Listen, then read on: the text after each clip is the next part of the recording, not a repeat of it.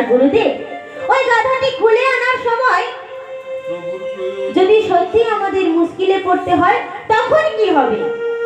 প্রভু বললেন, হ্যাঁ, তোমরা মুশকিলে পড়তে পারো, তবে ওই গাধাটি তোমরা যখন খুলে আনতে যাবে তখন যদি তোমাদের কেউ কিছু বলে তখন তোমরা কি বলবে? বলবে, প্রভুর প্রয়োজন আছে, প্রভুর প্রয়োজন আছে,